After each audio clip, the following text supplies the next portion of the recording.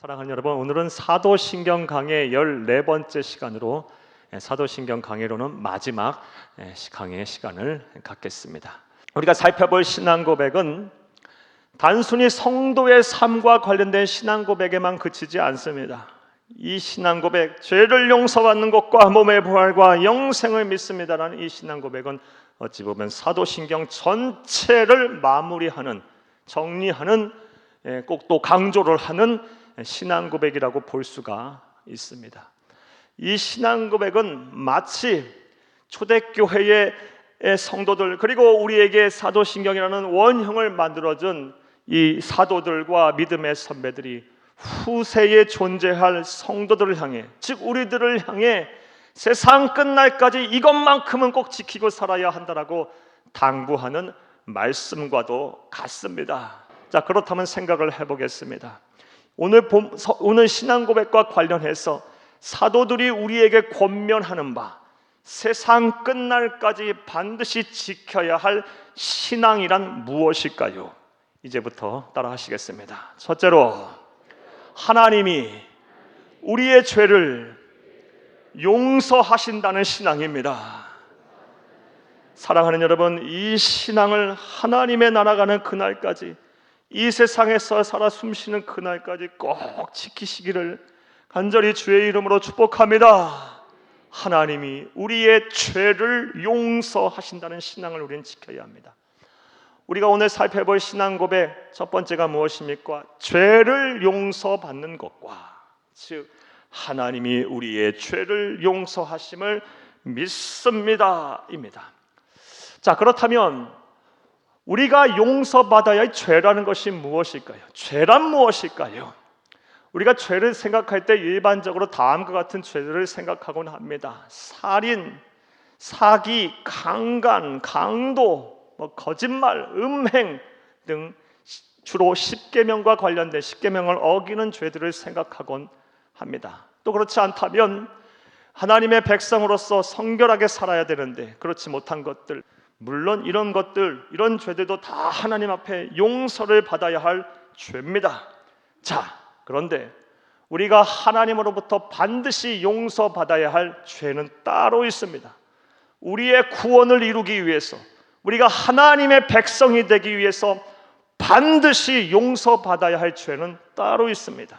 자, 그렇다면 또 그것이 무엇일까요? 이에 관련해서는 우리 예수님께서 말씀을 이미 해주셨습니다. 예수님께서 십자가에 매달리시기 바로 전날 밤에 제자들을 모아놓고 요한복음 14장부터 16장까지 말씀해 보면 고별 설교를 하셨어요. 이 고별 설교 가운데 예수님께서 우리가 반드시 용서받아야 할 죄가 무엇인지에 대해서 말씀을 하셨습니다. 요한복음 16장 9절을 함께 읽겠습니다. 죄에 대하여라 함은 그들이 나를 믿지 아니함이요. 이게 하나님께서, 이신 예수님께서 우리에게 말씀하신 죄예요. 반드시 용서받아야 할 죄, 하나님으로부터 반드시 용서받아야 할 죄가 무엇입니까? 불신앙입니다. 예수님을 구세주로 믿지 아니하는 죄, 예수님을 나의 생명의 주인, 삶의 주인으로 그리스도로 믿지 않은 죄, 이 죄보다 큰 죄는 없고 이 죄를 반드시 하나님께 용서를 받아야 구원을 받고 하나님의 백성이 된다라는 것입니다. 부디 오늘 말씀을 듣는 모든 분들 한 분도 예외 없이 모두가 다 불신앙의 죄를 하나님으로부터 용서받기를 간절히 주의 이름으로 축복합니다. 자, 그렇다면 또 생각을 해보겠습니다. 이 죄라는 것을 하나님께서 용서하신다고 하셨는데 우리가 어떻게 해야 이 죄를 용서받을 수가 있을까요? 하나님으로부터 용서를 받을 수가 있을까요? 이에 대해서도 성경은 우리에게 명확한 답을 주고 있습니다. 사도행전 3장 19절을 함께 읽겠습니다. 그러므로 너희가 회개하고 돌이켜 너희 죄 없이 함을 받으라. 이같이 하면 새롭게 되는 날이 주 앞으로부터 이를 것이요. 너희가 회개하고 돌이켜라. 그러면 죄 사함을 받을 것이고 예수 그리스도 앞으로부터 새롭게 되는 날이 이르게 된답니다. 답이 무엇입니까? 회개입니다. 우리가 하나님으로부터 죄 용서를 받는, 하나님께서 우리에게 제시해 준 유일한 방법은 회개입니다. 회개. 따라서 우리가 회개해야 합니다. 죄를 졌으면 회개해야 합니다. 불신앙의 죄를 회개해야 합니다. 그리고 예수를 구세주로 믿어야 합니다. 그리할 때 우리는 하나님께로부터 죄 사함을 받게 될 것입니다. 할렐루야. 자, 그런데 이 회개와 관련해서 또 주의해야 할 것이 있습니다. 그냥 회개한다고 해서 회개가 되는 것이 아니라 하나님의 말씀에 근거해서 진정으로 우리가 회개할 때 비로소 하나님으로부터 우리 죄 사함, 죄 용서를 받을 수가 있는 것입니다. 그다음에 또 생각을 해봐요. 진정한 회개라는 것이 무엇일까? 성경적인 회개라는 것이 무엇일까? 하나님부터 죄 용서를 받게 할 수 있는 이 진정한 회개라는 것이 무엇일까? 여러분, 부터 말씀드리는 세 가지 요소, 회개의 세 가지 요소를 꼭 기억하시기를 간절히 주의 이름으로 축복합니다. 이 회개의 세 가지 요소를 나타내는 영어 단어 첫 글자를 따서 3C라고도 이야기하곤 합니다.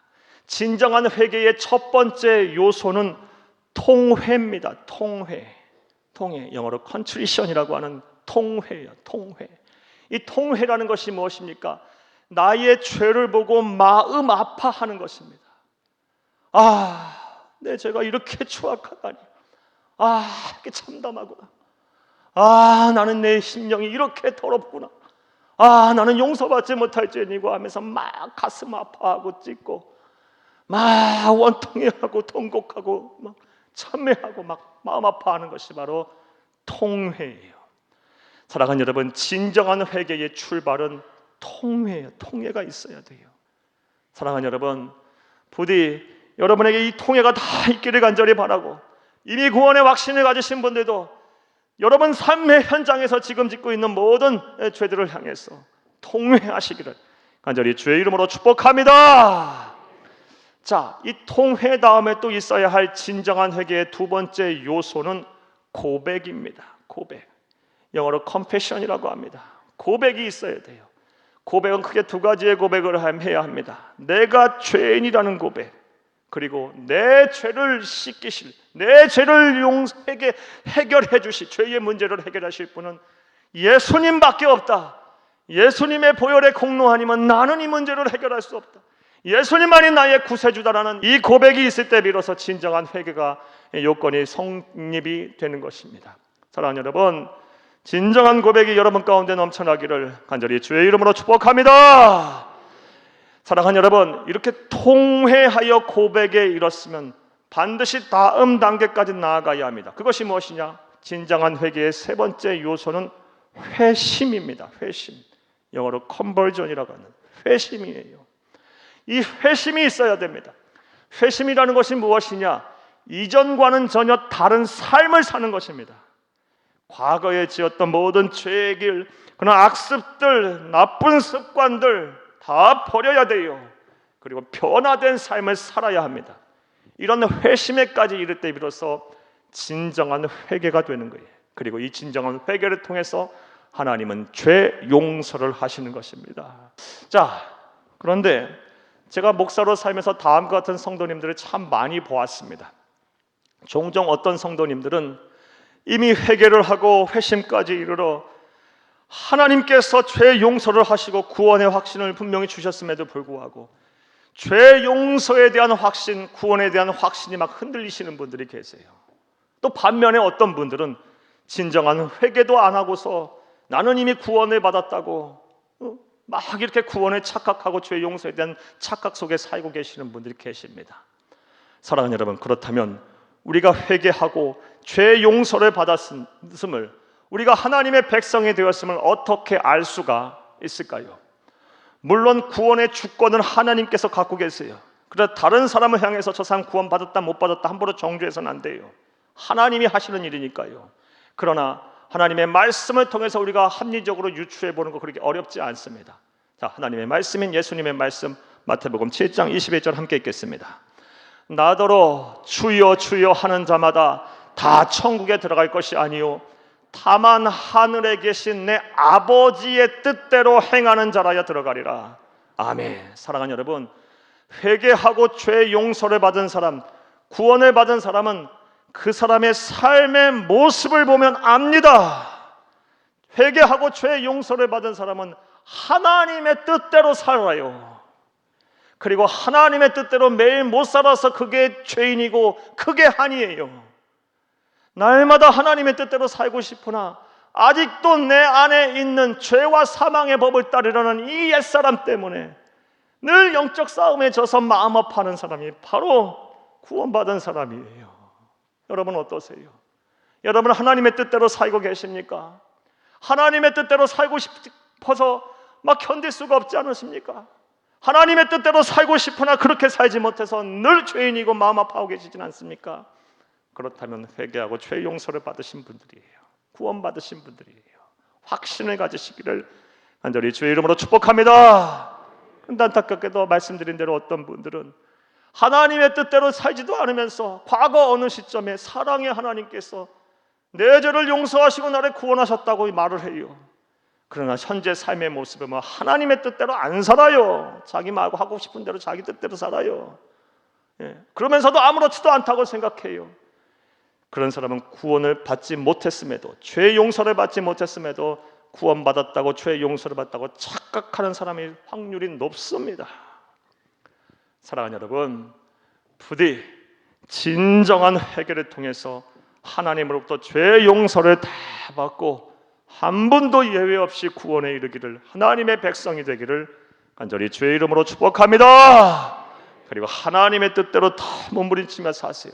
그럼 여러분의 구원의 확신은 더 분명해질 것입니다. 할렐루야.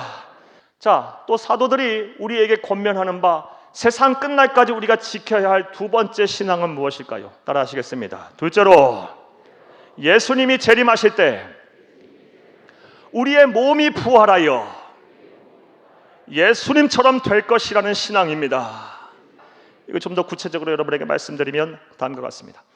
사랑하는 여러분, 우리가 이 세상을 살다가 죽게 되면 언젠가 그날이 다 오겠죠. 우리의 삶이 다 끝나게 되면 영혼과 우리의 육체가 분리가 됩니다. 그래서 우리의 육체인 우리의 몸은 썩어 흙으로 돌아갈 것입니다. 하지만 모든 사람의 이 영혼이라는 것은, 진짜 사람인 속사람은 영생하게 됩니다. 그래서 죄 용서를 받고 회개하여 죄 용서를 받고 예수를 그리스도로 믿은 사람은 천국에서 우리 주님과 더불어 영생 복락을 누릴 것이고, 그렇지 않고 불신앙의 길을 걸어갔던 사람은 지옥에 떨어져 영원한 형벌을 받게 될 것입니다. 사랑하는 여러분, 그러하기에 사람의 영혼이 영생하기에, 그러하기에 이 지금 구천을 사람의 영혼이 떠도는 것이 아니에요. 천국 아니면 지옥에 가 있어요. 그런 의미에서 기독교는 조상제사를 반대하는 거예요. 조상에게 제사를 드리는 것이 아니라 사탄 마귀에게 제사를 드리는 거니까요. 우리들은 추모 예배를 드려야 돼요.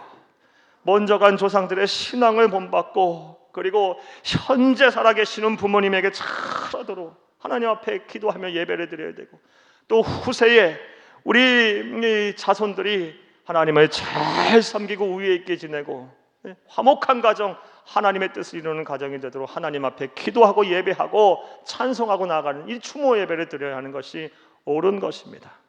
자, 이처럼 사람은 죽게 되면 영혼과 육체가 완전히 분리가 돼서 영혼은 영생하고 우리의 몸은 흙으로 돌아가 버립니다. 이게 창조의 섭리고 질서입니다. 자, 그런데 예수님께서 재림하실 때 놀라운 사건이 일어납니다. 예수님이 재림하실 때는 이미 죽었던 모든 사람들이 다 부활을 합니다. 천국에 있던 지옥에 있던 다 부활을 하고, 영혼만 부활하는 것이 아니라 이미 흙으로 돌아갔던 몸까지 전부 부활하여 몸과 이 영이 함께 결합되는 완전한 부활체가 됩니다. 그리고 예수님이 재림하셨을 때 아직 살아있는 사람, 그 중에서 예수를 믿었던 사람은 그대로 들림받는 휴거가 일어날 것이에요. 이와 관련된 말씀을 보겠어요. 고린도전서 15장 51, 52절 함께 읽겠습니다. 보라, 내가 너희에게 비밀을 말하노니 우리가 다 잠잘 것이 아니요 마지막 나팔의 순식간에 호련히 다 변화되리니 나팔 소리가 나매 죽은 자들이 썩지 아니할 것으로 다시 살아나고 우리도 변화되리라. 아멘. 예수님이 재림하실 때에 천국에 갔던 우리의 영혼들과 더불어 이미 흙으로 돌아간 우리의 몸이 함께 부활할 거예요. 그리고 모든 지옥에 갔던 영혼들도 다 몸과 함께 부활하게 될 거예요. 그리고 이미 살아있는 사람 다 들림받을 것이고 몸과 영혼이 완전히 결합된 완전한 부활체가 될 것입니다. 자, 그렇다면 그렇게 몸과 영혼이 완전한 부활체로 부활될 이유가 무엇일까요? 이 또한 하나님께서 분명히 우리에게 말씀하셨어요. 예수님의 말씀을 보겠습니다. 요한복음 5장 28, 29절 함께 읽겠습니다. 이를 놀랍게 여기지 말라. 무덤 속에 있는 자가 다 그의 음성을 들을 때가 오나니 선한 일을 행한 자는 생명의 부활로 악한 일을 행한 자는 심판의 부활로 나오리라. 아멘. 이렇게 예수님이 재림하실 때에 우리의 몸과 영혼이 완전한 부활체가 돼서 부활하는 그 이유가 무엇입니까? 최후의 심판을 받기 위해서 부활하는 겁니다. 예수님께서 이 세상에 처음 오셨을 때, 초림하셨을 때에는 우리를 구원하시기 위해서 이 세상에 오셨습니다. 그러나 장차 다시 오실 때, 재림하실 때는 이 세상을 심판하시기 위해서 오실 거예요. 이 세상을 닫으시기 위해서 알파와 오메가 되시는 그 하나님이신 예수님께서 반드시 오실 것입니다. 자, 그런데 이 최후의 심판의 때 성도가 당할 심판과 불신자가 당할 이 악인의 심판은 차원이 달라요. 성도의 심판은 축복입니다. 영원히 사는 생명을 얻는 심판이고, 악인의 심판, 불신자의 심판은 영원한 지옥 형벌을 받는, 성경에서 말하는 둘째 사망을 이루는, 살망에 이르는 그런 형벌을 받는 심판이에요. 그러하기에 예수님이 재림하실 때 우리의 몸과 영이 부활하여 완전한 부활체가 되는 것은 우리 성도들에게 있어서는 크나큰 축복입니다. 무엇보다 이것이 큰 축복임은 예수님의 재림하실 때 우리의 몸과 영혼이 부활하는 그 부활체의 모습이 누구처럼 된다고 하나님이신 예수님께서 약속하셨습니까? 당신 예수님처럼 된다고 말씀하셨어요. 이와 관련된 말씀 역시 또 보겠습니다. 빌립보서 3장 20절에서 21절 함께 읽겠습니다. 그러나 우리의 시민권은 하늘에 있는지라 거기로부터 구원하는 자 곧 주 예수 그리스도를 기다리노니, 재림을 기다리노니 그는 만물을 자기에게 복종하게 할 수 있는 자의 역사로 우리의 낮은 몸을 자기의 영광의 몸의 형체와 같이 변하게 하시리라. 아멘. 재림의 때가 되면 우리 성도들의 몸이 어떻게 변한다는 겁니까?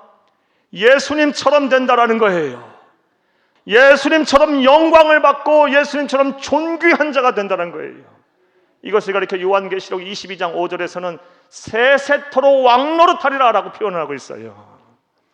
사랑하는 여러분, 그러므로 이 재림의 때에 몸과 영혼이 함께 부활하는 부활체가 되는 것이 성도에게서는 크나큰 은혜이자 복이에요.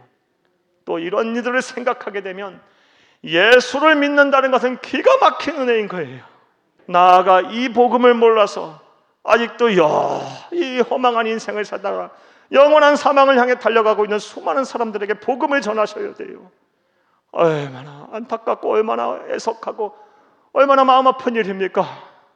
이 복음을 몰라서, 이것을 믿지 않아서 영원한 사망을 향해 달려가고 있는데, 그러면서도 그것이 잘못된지를 모르고 있는데 얼마나 이것이 안타까운 일이에요.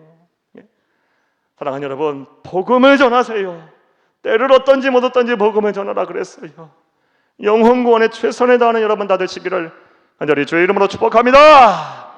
자, 또 세 번째로 우리 사도들이 우리에게 권면하는 바, 그러니까 세상 끝날까지 지켜야 할 신앙 세 번째는 무엇일까요? 따라 하시겠습니다. 셋째로, 우리가 천국에서 영원히 살 것이라는 신앙입니다. 여러분, 이것도 꼭 기억하셔야 돼요. 하나님의 나라 가는 그날까지 이거 절대로 잊어버리면 안 돼. 놓쳐서는 안 돼. 꼭 지켜야 될 신앙이에요. 우리 성도들은 한 명도 빠져서는 안 돼. 이거 다 지켜야 돼요. 사랑하는 여러분, 오늘 우리가 살펴보고 있는 신앙 고백도 살펴보겠어요. 생각해 보겠습니다. 죄를 용서받는 것과 몸의 부활과 영생을 믿습니다. 그리고 사도신경이 끝나요. 영생을 믿습니다. 우리가 천국에서 우리 주님과 더불어 영원히 살게 될 거라는 신앙이에요. 꼭 지켜야 할 신앙입니다. 자, 그렇다면 우리가 영원히 살게 될 천국은 어떤 곳일까요? 사랑하는 여러분, 저는 이 천국에 대해서 말을 하라고 하면 솔직히 말씀드려서 자신이 없어요. 천국에 대해서 말할 자신이 없어요. 왜냐? 천국에 대한 지식이 부족해서가 아니라 제 부족한 언변으로 이 화려하고 웅장하고 장엄하며 너무나도 행복으로 가득 찬 이 천국을 제대로 묘사할 수 있을까라는 걱정 때문이에요. 이만큼 천국은 기가 막히게 좋은 곳이에요. 여러분, 우리의 말로 표현을 할 수가 없는 곳이에요. 그 누가 그 어떤 언어로 그 어떤 미사어구를 사용해서 이 천국을 설명할 수 있을까요? 천국은 말로 표현할 수 없이 기가 막히게 좋은 곳이에요. 그럼에도 불구하고 요한계시록 21장과 22장 말씀에 근거해서 간단하게만 몇 가지 말씀을 한번 드려볼게요. 천국에는 밤이 없습니다. 왜 밤이 없을까요? 영광스러운 하나님의 광채가 있기 때문에 그래요. 네. 천국엔 질병이 없어요. 요즘 우리 성도님들 간에 편찮으신 분 많아서 참 걱정이에요. 네. 암으로 또 중병에 걸리고 또 여러 기타 질환으로 또 우리 요즘 전 세계적인 팬데믹 현상으로 인해서 얼마나 고통받고 있어요. 여러분, 질병이 없어요. 천국은 고통이 없어요. 고통이 없어. 천국은 염려와 근심될 일이 없어요. 염려와 근심될 일이 없어요. 천국은 죽음이 없어요. 다시는 사망이 없는 곳이라 말씀하셨어요. 천국은 또 어떤 곳입니까? 천국은 슬픔이 없는 곳이에요. 천국은 슬픔, 애통하는 것이 없는 곳이라 그랬어요. 천국은 아름다운 하나님의 도성이 있는 곳이고 생명수 강이 흐르는 곳이고 그리고 생명나무가 있는 곳이에요. 천국은 무엇보다 나보다 나를 더 사랑하시고 우리의 형편과 처지를 누구보다 잘 아시는 하나님이 계신 곳, 우리 예수님께서 우리와 영원토록 동행하시는 그런 곳이에요. 이런 천국을 어떻게 갑니까? 회개하고 예수를 그리스도로 믿는 믿음을 가진 자가 가는 것이에요.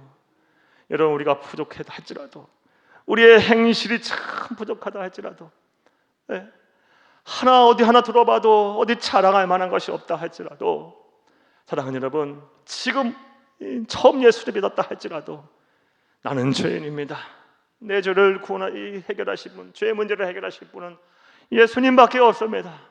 예수님의 보혈의 피에 공로에 의지하여 예수님을 생명의 주인, 삶의 주인 그리스도 구세주로 믿으면 여러분에게 하나님께서 천국을 선물하실 것입니다. 이룬의 복이 여러분 가운데 있기를, 한 번도 빠짐없이 다 천국을 소유하기를 간절히 주의 이름으로 축복합니다. 자, 그럼 또 생각을 하나 더 해봐요. 그런 천국에 가서 우리는 무엇을 하고 살까요? 이와 관련해서 예전에 제가 청년 사역을 할 때 한 청년이 저에게 다음 같은 질문이자 또 넋두리를 했어요. 목사님, 천국에 가면 우리가 주로 하는 일이 예배하고 찬양하는 일이라며요. 흰 옷 입고 이 천사들처럼 하프 키고 다니면서 찬양하고 예배하는 일이 우리의 일이라며요. 그러면 참 따분하겠네요. 지금 말씀을 듣는 분들 가운데도, 예배 드리시는 분들 가운데도 믿음이 연약하신 분들은 예배 1시간 드리는데 좀이 쑤시고 별 생각 다 지금 오고 가고 하실 텐데, 사랑하는 여러분, 천국에 가서 매일 예배하고 찬송하고 흰 옷 입고 찬송만 하고 있다면 참 천국은 따분한 곳이겠구나라고 생각하실 분이 혹시 계실까 걱정이 돼서 여러분에게 말씀을 드립니다. 사랑하는 여러분, 대부분의 신학자들 그리고 목사님들, 그리고 저 또한 동의합니다. 복음주의 진영에 있는 모든 대부분의 신학자들, 성서 신학자들 그리고 모든 설교자들, 천국은 어떤 곳이냐? 우리가 이 세상에서 보고 듣고 만지고 경험하고 있는 모든 일들을 할 수 있는 곳이 바로 천국입니다. 크게 다르지 않아요. 다만 요한계시록 21장 5절 말씀에 보면 모든 것이 새 것이에요. 새 하늘과 새 땅, 그리고 따라서 그곳은 사람 살기에 가장 적합한 장소예요. 그리고 무엇보다 중요한 것은 그곳에는 죄의 유혹이 없어요. 죄 짓지 않아요. 하나님의 저주가 없어요. 하나님의 사랑이 충만한 곳입니다. 따라서 천국은 따분한 곳이 아님을 기억하시고 아주 익사이팅하고 역동적인 곳임을 기억하시며 이 천국을 바라보고 소망을 가지신 여러분 다 되시기를 간절히 주의 이름으로 축복합니다.